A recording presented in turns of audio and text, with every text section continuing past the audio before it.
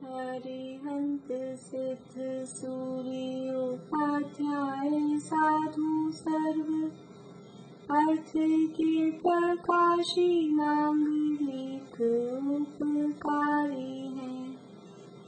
तिन्ह को स्वरूप जान राग ते भई जो भक्ति काय को नवाए स्तुति को चारिये। धन्य धन्य तिन्हीं के काज सब आज भये कर जोर बार बार वंदना हमारी है। मंगल कल्याण सुख ऐसो हम चाहते हैं। हो मेरी ऐसी दशा जैसी तुम धारी है। हो मेरी ऐसी दशा जैसी तुम धारी है। मंगलमय मंगल करण प्रीत राग विज्ञान नमो ताहि जाते भये अरहंतादि महान। करि मंगल करियो महा ग्रंथ करण को काज जाते मिले समाज सब पावे निज पद राज।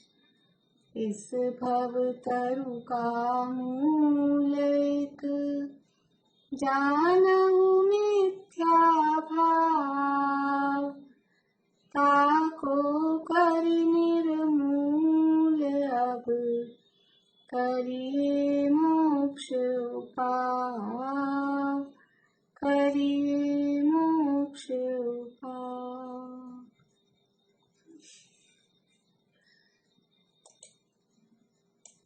मोक्षार्थ प्रकाशक में 7वां अधिकार निश्चयाभासी का प्रकरण अपना चल रहा है और निश्चयाभासी जीव की मान्यताएं और उसकी स्वच्छंद प्रवृत्ति ये बताने के बाद में अब केवल निश्चयाभास के अवलंबी जीव की प्रवृत्ति। पहले तो बताया था निश्चयाभासी जीव की स्वच्छंदता, उसकी मान्यता में भी क्या स्वच्छंदताएं थी। पहले मान्यताएं बताई, फिर उसकी मान्यता में जो स्वच्छंदता है वो बताई। अब उसकी प्रवृत्ति, यानी वो दोनों तो विषय समझ लीजिए मान्यता संबंधित ही थे।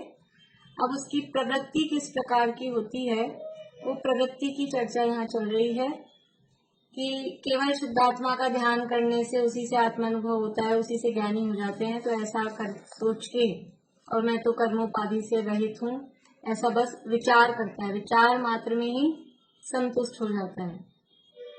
फिर दूसरा क्या समझता है कि ज्ञानी के तो आश्रय बंद होता नहीं है और अपन हो गए ज्ञानी, इसलिए कैसी भी प्रवृत्ति करो, विषय का क्षय रूप प्रवर्तन करो, आश्रय बंद अपने को नहीं होगा, यह सोच के विषय का क्षय में प्रवर्तन करता है और अपने आप को समझ रहा है कि मैं ज्ञानी हूँ। तो उसका यहाँ निषेध कर रहे हैं कि जो ऐसा मान रहा है, जिसकी विषयों में प्रवृत्ति दिखाई दे रही है, विषयों में प्रवृत्ति नहीं, विषयों में स्वच्छंद प्रवृत्ति जिसकी दिखाई दे रही है।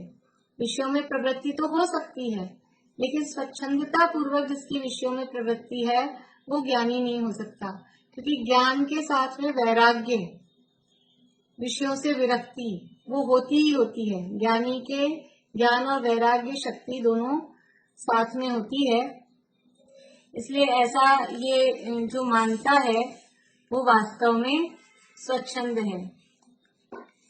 देखिए ये अपनी बात हो गई थी, हमने समय सार में मूल कलश और उसके भावार्थ के आधार से भी ये बात कर ली थी। अभी आगे बढ़ते हैं, 207 नंबर पेज पे सेकंड पैरा है। फिर पूछते हैं, ये बात हो गई थी जो अपने आप को सम्यक दृष्टि मान रहा है और सम्यक दृष्टि मानकर अपने आप को अभिमान में चढ़ा है और बाहर की क्रियाएं करके समझ रहा है कि मैं ज्ञानी हूँ, लेकिन वास्तव में वो ज्ञान रहित, सम्यक्त्व रहित है। फिर पूछते हैं, पर को पर जाना तो पर द्रव्यों में रागादि करने का क्या प्रयोजन रहा? उससे पूछ रहे हैं। वो कह रहा है ना कि वैज्ञानिक के तो आश्रवबंध होता नहीं है और विश्व में प्रवृत्ति करो कैसी भी। तो जब तुम ज्ञानी हो, और ज्ञानी का मतलब क्या है कि पर को पर जाना, निज को निज, पर को पर जान, ये तो ज्ञानी का लक्षण है, स्वपर भेद विज्ञान। तो पर को जब पर जाना, तो फिर जब पर जान लिया, फिर उसमें राग करने का क्या प्रयोजन है? पर द्रव्य जान लिया किसी को कि ये पर है, तो फिर पर में राग करने का प्रयोजन क्या है तुम्हारा? कि तुम क्यों पर द्रव्यों में राग कर रहे हो?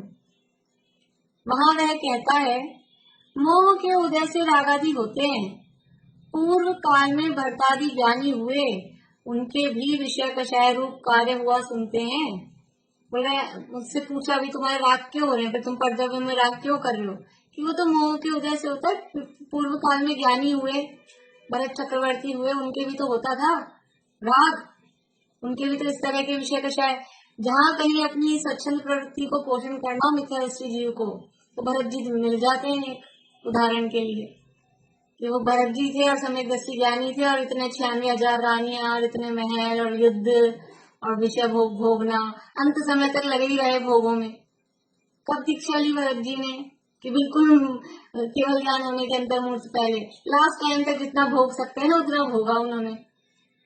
तो उन्होंने भी तो भोगा, उनके भी तो रागादि थे, इसलिए हमारे हो रहे हैं तो क्या दिक्कत है? उनके भी तो विषय कषाय रूप। रामचंद्र जी हुए शायद सम्यक दृष्टि, उन्होंने युद्ध किया। भरत चक्रवर्ती की तो थोड़ा चलो समझ में आती है, चक्रवर्ती के जो युद्ध होता है ना, दिग्विजय, दिग्विजय के लिए जाते हैं, तो उसमें ऐसे कोई लड़ाई झगड़ा खून खराबा नहीं होता है। वो तो सामान्य रूप से वो निकलते हैं और सब उनकी अधीनता स्वीकार करते रहते हैं, इतना उनका पुण्य का उदय होता है। चक्रवर्ती से कौन लड़े? जब चक्रवर्ती ही है तो उसके आगे तो झुकना ही पड़ेगा। तो वहां ऐसी खून खराबा वाली लड़ाई नहीं होती। लेकिन रामचंद्र जी ने युद्ध किया, 6 महीने तक युद्ध चला। तो रामचंद्र जी ने जो युद्ध किया उसमें तो मरे ही होंगे ना लोग, वहां तो बराबर वास्तविक युद्ध हुआ। वो भी तो शायद सम्यक दृष्टि थे। तो ये युद्ध करने की क्रिया, ये कषाय रूप क्रिया है। और शादी विवाह आदि करते हैं, घर गृहस्थी में रहते हैं, भोजन आदि करते हैं, वो सब विषयों की क्रिया है। तो उनके भी तो विषय कषाय रूप कार्य हुआ सुनते हैं। ज्ञानियों के भी तो पहले हुआ, और हम भी ज्ञानी है तो हमारे भी हो रहा है। अपने आप को तो ज्ञानी मान रहा है ना, मैं ज्ञानी हूँ। तो पूर्व काल में भरतादि ज्ञानी हुए, उनके भी विषय कषाय रूप कार्य हुआ सुनते हैं। उत्तर, ज्ञानी के भी मोह के उदय से रागादिक होते हैं, यह सत्य है। तो बात जो कह रहा है वो गलत नहीं कह रहा, और एकदम से उसकी बात को उड़ा भी नहीं रहे। ज्ञानी के भी जो विषयादिक ये कार्य हो रहे हैं, तो मोह के उदय से रागादिक होते हैं, ये सत्य है। परंतु बुद्धि पूर्वक रागादिक नहीं होते। बुद्धि पूर्वक रागादिक का मतलब, देखो बुद्धि पूर्वक शब्द के अलग अलग जगह अलग अलग अर्थ, 2-3 तरह से अर्थ किए जाते हैं। एक तो बुद्धि पूर्वक मतलब कि अपने ज्ञान में आ जाए, भी हमें पता लग जाए, और एक बुद्धि पूर्वक और अबुद्धि पूर्वक। तो हमें जो पता लग जाए वो बुद्धि पूर्वक, और हमें जो पता नहीं लगे वो अबुद्धि पूर्वक। एक बुद्धि पूर्वक क्या, इंटेंशनली, इरादा पूर्वक। वहां बुद्धि पूर्वक का मतलब कि इरादे पूर्वक।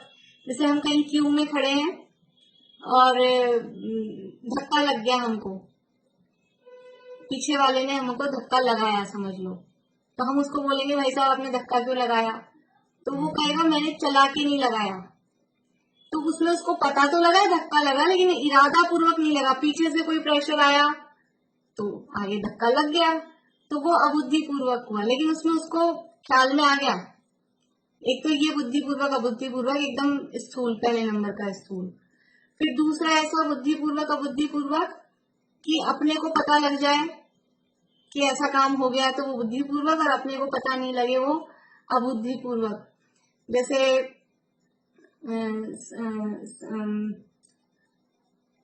लौकिक में क्या कहेंगे, कोई भी काम जैसे अपने को किसी चीज का पता लग जाता है, जैसे कभी कभी अपने को समझ में आता है, कोई चीज खाते हैं और खाते ही अपने को मतलब अपन ने खाई चला के और वो गले में हमको नुकसान कर गई, तो वो हमको पता लग गया।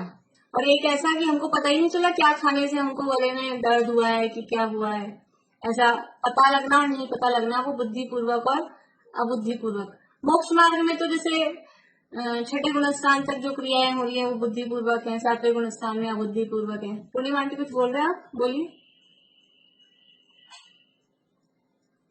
मैंने ऐसी जी ने नाटक समस्या में कहा ना, बुद्धिपूर्वक अबुद्धिपूर्वक का वर्णन में उसका छंद दिया उन्होंने, बहुत अच्छा सुना।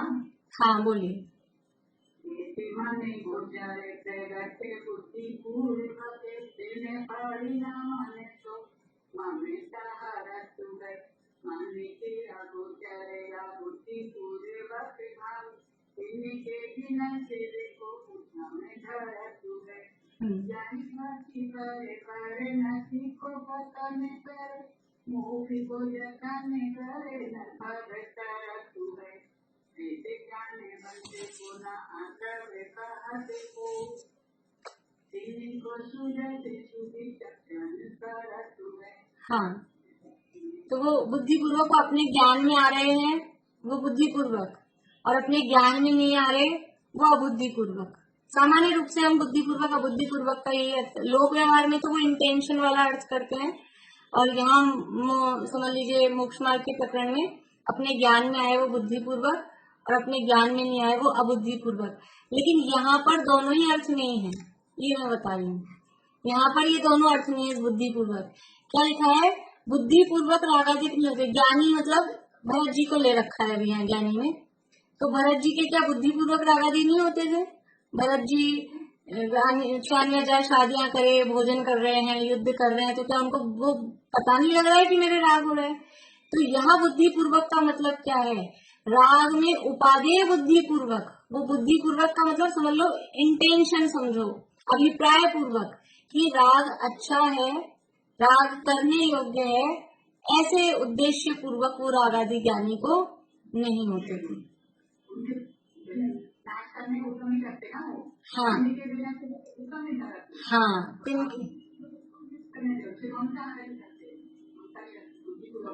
हाँ, बुद्धिपूर्वक के नाश करने का उद्यम करते हैं और अबुद्धिपूर्वक में ममता नहीं करते। वो तो जो ज्ञानी के बुद्धिपूर्वक अबुद्धिपूर्वक जो ओरिजिनल मतलब जो अर्थ हम ले रहे हैं जो भी होते हैं वो अबुद्धिपूर्वक। यहाँ जो शब्द दिया है ना कि ज्ञानी के भी मोह के उदय से रागादिक होते हैं, यह सत्य है, परंतु बुद्धिपूर्वक रागादिक नहीं होते।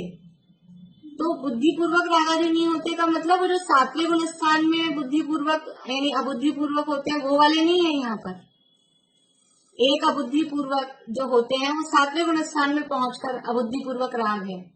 छठे गुण स्थान तक बुद्धिपूर्वक राग, छठे गुण स्थान तक बुद्धिपूर्वक राग मतलब कि वो राग ख्याल में आ रहा है कि राग हो रहा है, और सातवें गुण स्थान में से ऊपर शुद्धोपयोग की दशा है तो राग का सद्भाव तो है। कब तक है राग का सद्भाव? 10वें गुण स्थान तक सूक्ष्म लोग है तब तक, लेकिन वो 7वें से लेकर 10वें तक वो अबुद्धि पूर्वक है, वो साइलेंटली अंदर सत्ता में है, लेकिन उनको ऐसे खुद को पकड़ में नहीं आता। छठे गुण स्थान तक तो पकड़ में आता है। तो यहाँ वो वाले बुद्धिपूर्वक की बात नहीं है। यहाँ बुद्धिपूर्वक का मतलब है इरादा पूर्वक, वो वाला अर्थ हम समझ सकते हैं कि वो चला के राग में उपादेय बुद्धिपूर्वक इरादा पूर्वक वो राग नहीं करता है, वो राग होता है।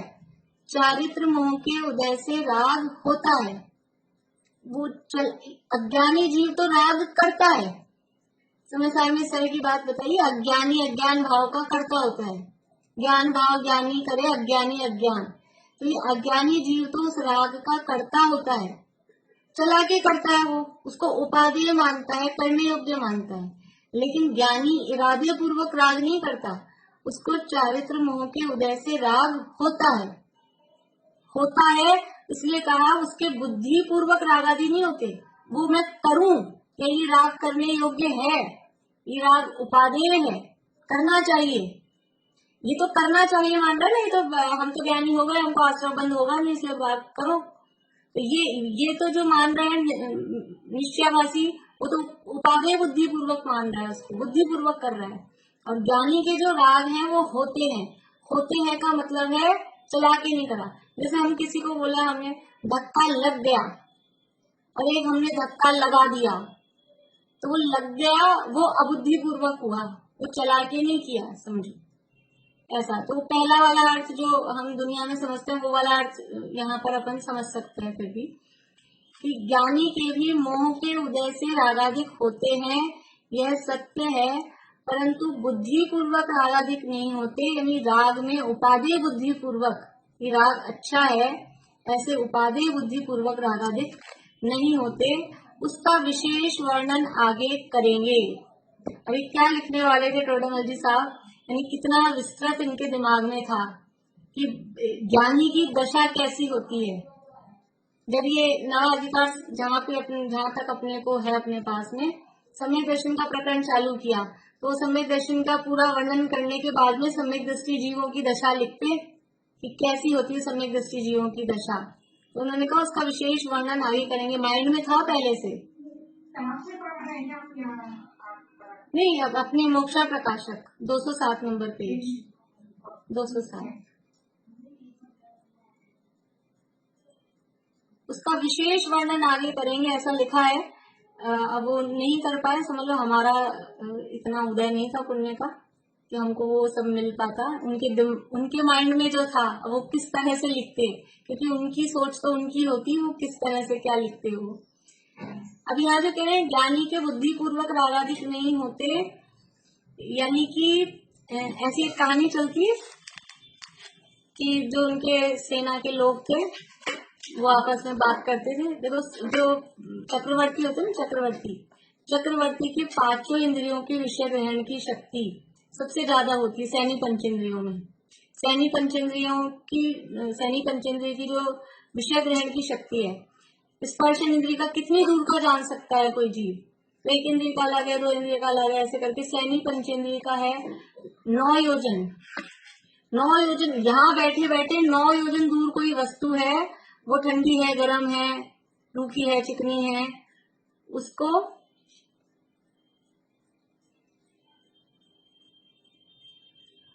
ठंडी गर्म रूखी चिकनी उसको 9 योजन दूर की को भी वो जान सकता है।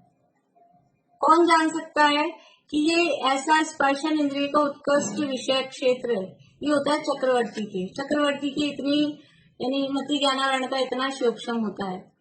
तो 9 योजन दूर का स्पर्श, 9 योजन दूर का रस, 9 योजन दूर की गंध और 12 योजन दूर का कर्ण इंद्रिय का विषय। कर्ण इंद्रिय का विषय है 12 योजन दूर का सुन सकता है। 12 योजन के एरिया में कोई कुछ भी बोल रहा हो और उनको ये पता लग जाएगा कौन बोल रहा है। चक्रवर्ती के 84 लाख हाथी, कितने करोड़ घोड़े, कोड़ी 18 करोड़ घोड़े, 84 लाख हाथी चक्रवर्ती की सेना में होते हैं। तो कौन से नंबर का या कौन से नाम का घोड़ा रात में करा रहा था, उसको दर्द हो रहा था, वो हिमहिमा रहा था, वो चक्रवर्ती अपने महल में बैठा बैठा उसका अस्तबल कहाँ होगा वो वहां से वो सुन लेता है और वो बता देता है कि ये घोड़ा करा रहा था। तो 9 योजन दूर का स्पर्शन का, 9 योजन दूर का रसना का, 9 योजन दूर का घ्राण का, 12 योजन दूर का कर्ण का, और चक्षु इंद्रिय का कितनी दूर का जान सकता है 47,263 योजन दूर का। चक्षु इंद्रिय का 47,263 47,263 योजन, इतना वो जान सकता है। तो चक्रवर्ती की एक ऐसा कहानी आती है कि कोई दो सैनिक सिपाही आपस में बात कर रहे थे कि इनके तो मजे हैं, महल में बैठे रहते हैं, रानियां हैं और आराम से महलों में भोग करते हैं, हम लोग मरे पचे रहते हैं, जीतने जा रहे हैं लोगों को, सारी व्यवस्था तो हम करते हैं सैनिक, इनका क्या जा रहा है, ये तो बैठे हैं महलों में मजे से, रानियों के साथ भोग भोगते हैं, भोजन करते हैं तरह तरह के, और नाम हो जाता है इनका और काम करते हैं हम। ऐसी बातें दो कोई सैनिक कर रहे थे। अब उनको तो पता नहीं कि वो उनको सब सुनाई दे रही है चक्रवर्ती जी को, इतनी दूर का भी, वो अपने जहां भी उनका सेना का ठहरने का जहां भी जगह होगी वहां वो बातें कर रहे थे और यहाँ इनको सुनाई दे रहा था। तो अगले दिन उसको सैनिक को बुलाया महल में, और एक कटोरा तेल से भर के लबालब बिल्कुल ऊपर तक उसको पकड़ा दिया कि तेल का कटोरा हाथ में पकड़ो और पूरे मेरे 96,000 महलों में घूम के आओ, और एक बूंद भी तेल की गिरनी नहीं चाहिए। एक बूंद अगर टपकी नीचे तो 2 सैनिक खड़े कर दिए तलवार लेके दोनों साइड। एक बूंद टपकी और गर्दन धड़ से अलग। तो गया, अब क्या करे बेचारा, चक्रवर्ती ने ऑर्डर दे दिया तो जाना भी पड़ा, और जाके घूम घाम के आया। फिर चक्रवर्ती ने पूछा कैसे लगे हमारे महल, कैसी लगी सारी रानियां और सब, क्या भोग विलास कैसा लगा? बोले जी किसने देखा, हमारे तो नजर इसी पे थी कि ये कहीं डुल नहीं जाए। सारी मौत सिर पे खड़ी है, 2-2 सिपाही भेज दिया अपने साथ में, ये कौन देखेगा इसको, किसने महल देखे, नजर भी नहीं उठा पाए। बोले तुम्हारे साथ तो 2-2 ही थे, मेरे साथ 8-8 लगे हैं, 8 कर्म निरंतर तलवार लेके खड़े। जरा सी तुमको लगता है हम भोग रहे, हम भोग नहीं भोग रहे, ये सिर पे मंडराते हैं सारे टाइम। भोगों में रुचि, नजर किसकी जा रही है, दृष्टि तो अपने पर लग रही है कि मैं मर नहीं जाऊं, तो ऐसे ही मैं ये संसार में डूब नहीं जाऊं, इसलिए भोगों में बैठा हुआ दिखता भी। 96,000 महलों में घूम कर आए, उनमें घूमते हुए भी विरक्त थे, उससे नजर भी नहीं उठा पाए। ऐसे ही हम ऐसे 96,000 रानियों के साथ भोगते हुए दिख रहे हैं, तो भी हम कोई भोग नहीं रहे, क्योंकि हमारी नजर तो हमेशा अपने पर है कि अपन कहीं संसार में डूब नहीं जाए, इसलिए हमेशा अपनी सावधानी, अपनी संभाल में लगे रहते हैं। तो ये भरताजी चक्रवर्ती ये बोले कि ज्ञानी हुए हैं, वो भी तो, उनके भी तो मोह होता है, उनके भी तो राग होता है, कि वो हो रहा है, वो चारित्र मोह के उदय से दिखाई देता है। बुद्धि पूर्वक उसको राग में रुचि नहीं है, उसके विषय भोगों में रुचि नहीं है, अभिप्राय पूर्वक विषय भोगों से सुख होता है, ऐसी बुद्धि नहीं है, इसका नाम बुद्धि पूर्वक। विषय भोग मुझे सुखी कर देंगे, ऐसी बुद्धि उसकी नहीं है, ऐसी मान्यता उसकी नहीं है, इसलिए वो बुद्धि पूर्वक उसके रागादिक नहीं होते। तथा जिसके रागादिक होने का कुछ विषाद नहीं है, उसके नाश का उपाय भी नहीं है। उसको रागादिक बुरे हैं, ऐसा श्रद्धान भी नहीं संभवित होता। अब जिस ज्ञानी को, जो सच्चा ज्ञानी है, वास्तविक ज्ञानी है, उसको तो उस रागादि का खेद वर्तता है कि राग क्यों हो रहा है, वो जान रहा है कि हो रहा है, लेकिन ये नहीं होना चाहिए ऐसा मान रहा है। अब जिसके राग हो रहे हैं उसको राग का खेद भी नहीं वर्त रहा, जिसके रागादि होने का कुछ विषाद नहीं है, विषाद नहीं मतलब उसको खेद नहीं है, उसको जरा सी भी शर्म ही नहीं है कि मेरे राग हो रहे हैं, मेरे को राग नहीं होना चाहिए, तो ऐसे उसको अंदर से कुछ खेद ही नहीं है, विषाद ही नहीं है, तो उसके नाश का उपाय भी नहीं है। जिसको वो बुरे ही नहीं लग रहे, तो बुरे नहीं लग रहे तो खेद नहीं वर्त रहा, और खेद भी नहीं वर्त रहा, बुरे भी नहीं लग रहे, इसलिए नाश करने का उपाय भी क्यों करेगा, तो ठीक है, बढ़िया, उसमें क्या दिक्कत है। जिसको गलती नहीं लग रही अपनी, जिसको कुछ गड़बड़ ही नहीं लग रही, तो उसको दूर करने के लिए उसको कुछ शर्म भी फील नहीं होगी, और दूर करने का कोई उपाय भी नहीं करेगा। उसको रागादिक बुरे हैं ऐसा श्रद्धान भी नहीं संभवित होता, उसको ये श्रद्धान ही नहीं होता, उसकी मान्यता ही नहीं कि रागादिक बुरे हैं, तो अच्छा है, ठीक है। समझो कोई भी चीज है, कोई समझ लीजिए कपड़ों की बात कर लें अपन, कि कोई ऐसी ड्रेसेस हैं, अब कोई जो पहन ली, किसी ने छोटे छोटे कपड़े पहन लिए, किसी लेडीज ने, महिला ने, अब वो उसको लग ही नहीं रहा कि मैंने कुछ खराब पहना है, उसको कुछ खराब ही नहीं लग रहा है, तो उसको खेद भी नहीं वर्त रहा, और उसको ये कि ये मैं जो कर रही हूँ ये गलत है, ये जो मैंने पहने हैं ये गलत है, वो उसको बुरे नहीं लग रहे, इसमें क्या है, जो सब पहनते हैं इसमें क्या है। तो जो उसको बुराई नहीं मान रहा, उसको वो अच्छा लग रहा है, तो उसको दूर करने का उपाय क्यों करेगा। कोई भी काम, और भी कुछ भी उदाहरण ले सकते हैं कि कोई भी इस तरह की चीज खाने में पीने में, जिसको ये समझ ही नहीं आ रहा कि ये गलत है, ये नहीं करने योग्य है, वो उसको अच्छा ही समझ के कर रहा है, तो फिर क्या है, क्या बुराई है इसमें। तो जिसके रागादिक होने का कुछ विषाद नहीं है, उसके नाश का उपाय भी नहीं है, उसको रागादिक बुरे हैं ऐसा श्रद्धान भी नहीं संभवित होता, और ऐसे श्रद्धान बिना सम्यक दृष्टि कैसे हो सकता है? ये रागादिक बुरे हैं, ये श्रद्धान नहीं हो तब तक सम्यक दृष्टि नहीं हो सकता। पीछे अपन ने परिभाषा देखी, सम्यक दर्शन की क्या परिभाषा दी है 213 पेज पे। जिस प्रकार से रागादि मिटाने का श्रद्धान हो वही श्रद्धान सम्यक दर्शन है।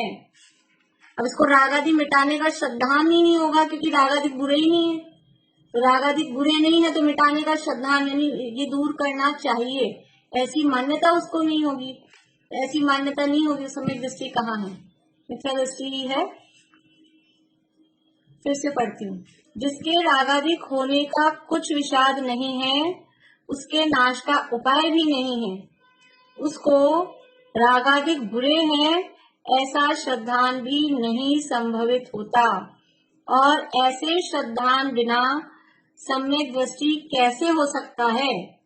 जीवादि तत्वों का श्रद्धान करने का प्रयोजन तो इतना ही श्रद्धान है। सात तत्व के श्रद्धान का प्रयोजन क्या? सात तत्व के श्रद्धान का अर्थ क्या? मैं जीव हूँ, शरीर अजीव है, ये रागादि भाव आश्रय भाव ये हे हैं, छोड़ने योग्य हैं, करने योग्य नहीं है। संवर निर्जरा एक देश उपादेय है और मोक्ष वो पूर्ण उपादेय है और आत्मा ही आश्रय करने योग्य है। यह है उसका श्रद्धान, यह है श्रद्धान का प्रयोजन। रागादि हे लगे, रागादिक हो रहे हैं, वो कोई मैटर नहीं है। अगर वो हे लगेंगे तो वो होते हुए धीरे धीरे छूटेंगे भी, इसको बुरा जानेंगे।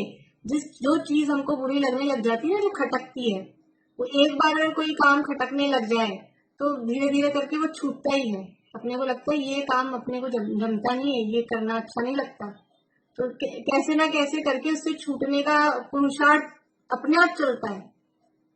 अब जिसको वो बुरा ही नहीं लग रहा, खटक ही नहीं रहा उसको भी, ये तो ठीक है, अच्छा है, इसमें क्या दिक्कत है, तो उसको दूर करने का उस पुरुषार्थ भी कैसे होगा?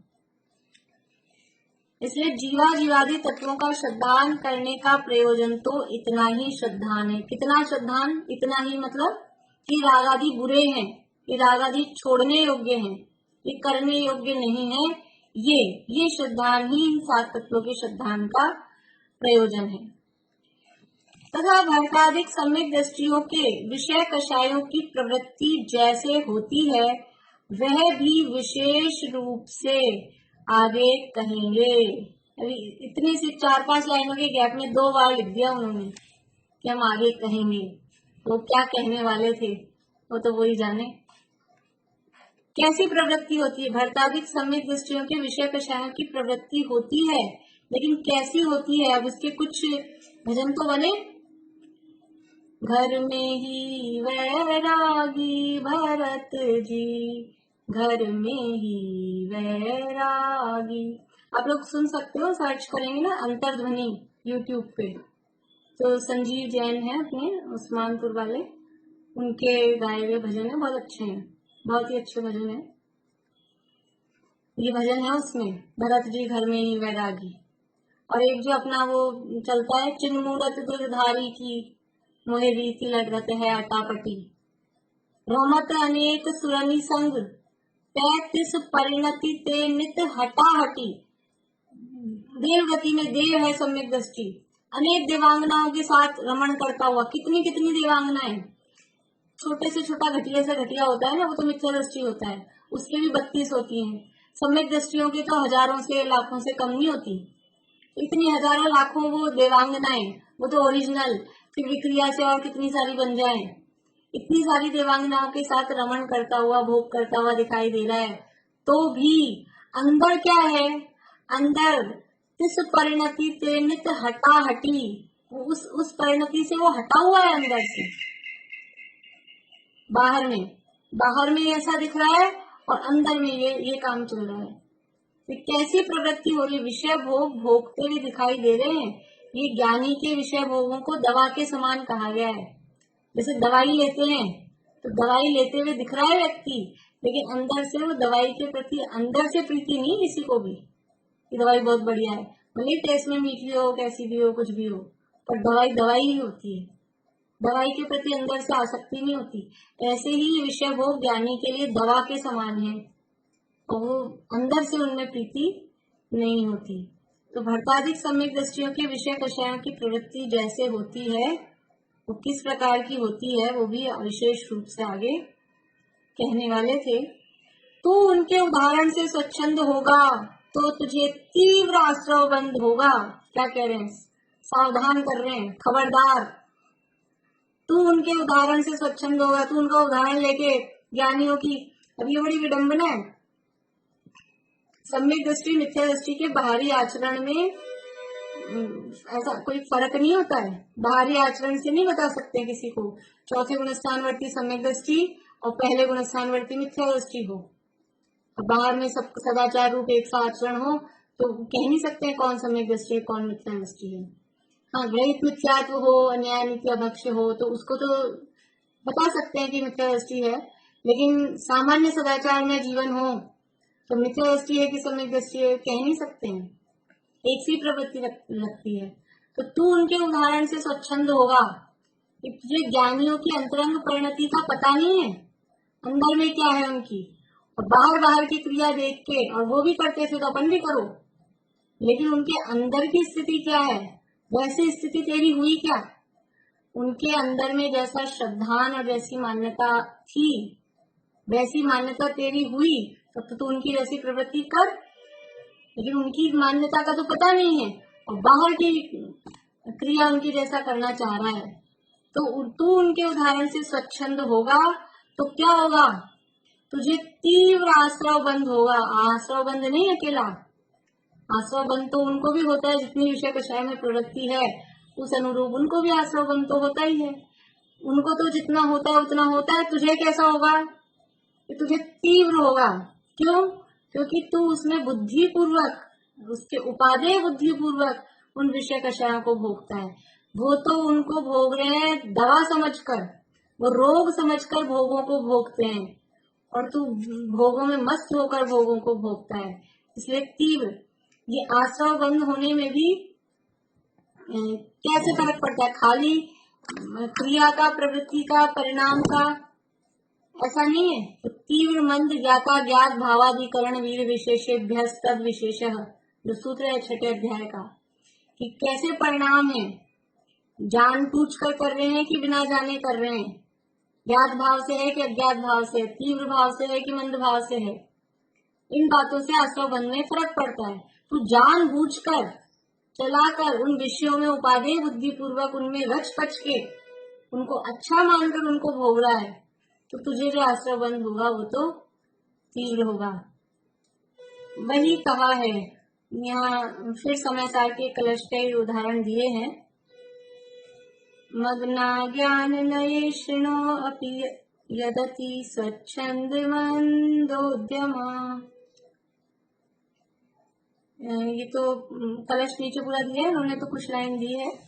ज्ञान नय का अवलोकन करने वाले भी जो स्वच्छंद मंद उद्यमी होते हैं वे संसार में डूबते हैं।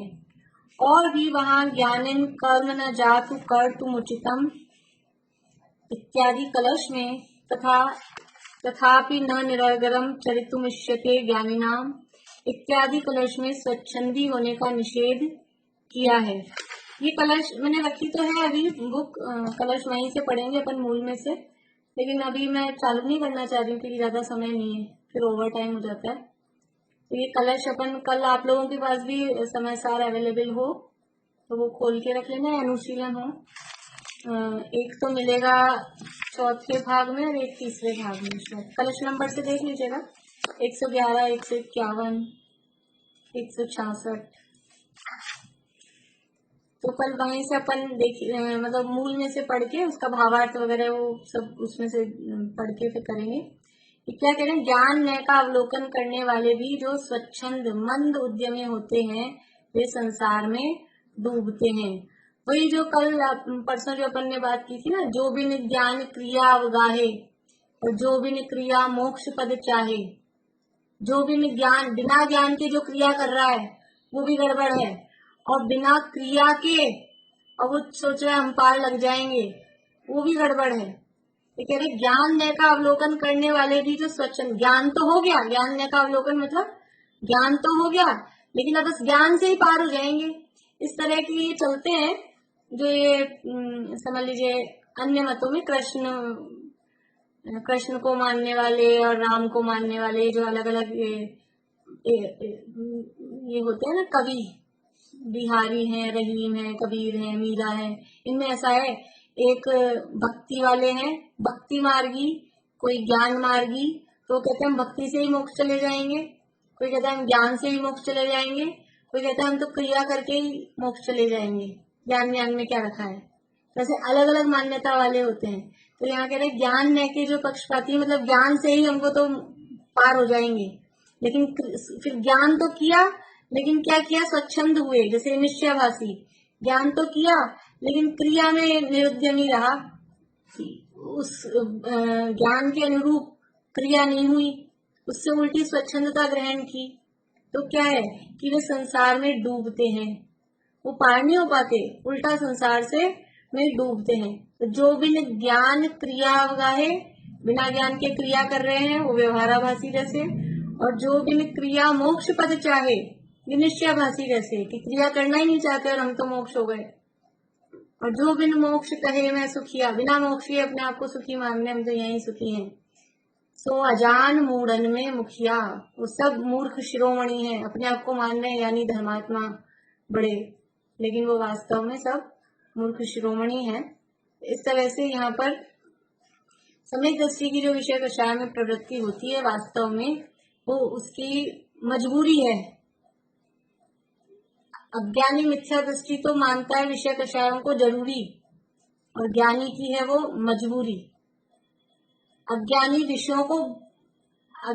तो विषयों को भोगते हैं, और ज्ञानी उन विषयों, मतलब अज्ञानी को तो क्या है वो वाक्य,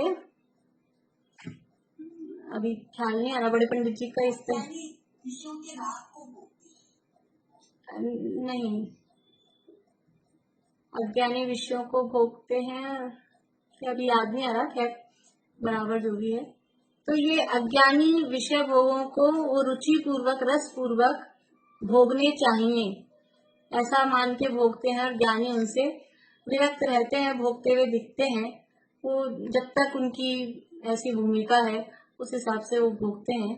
तो हम भी ये विषय कषाय वास्तव में उपादेय रूप नहीं है, राग है वो उपादेय नहीं है, ऐसी हमारी भी मान्यता हो। इसी मंगल भावना से भी यही पूरा करते हैं।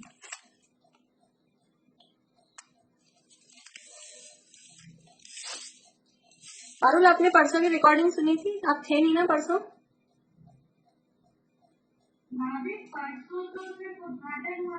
नहीं, अपनी क्लास की, यहाँ की। वो ये जो आपने पूछा था ना दोनों का अर्थ, तो दोनों में ये दो भी लिए हैं उसमें, एक सम्यक दृष्टि और एक सम्यक दृष्टि नहीं, मतलब एक गृहस्थ और एक मुनि, एक गृहस्थ दशा वाला और एक मुनि दशा वाला, ऐसे दो अर्थ भी उसमें लिए हैं।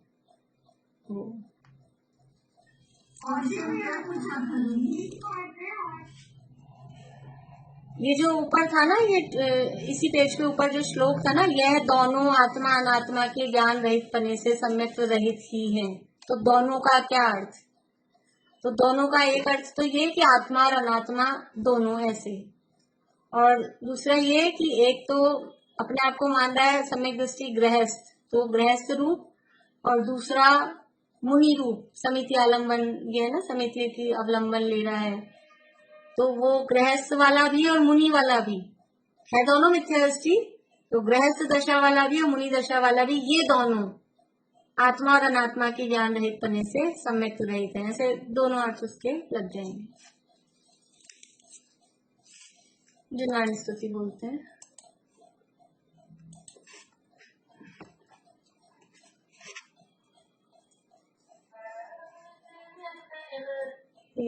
धर्म जिन सत धर्म मैं सत धर्म की आधार हो, भव भूमि का परित्याग कर जिन भव जलधि के पार हो, आराधना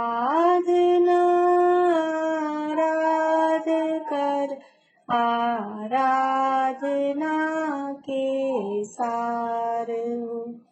धर्मात्मा परमात्मा तुम धर्म के अवतार हो।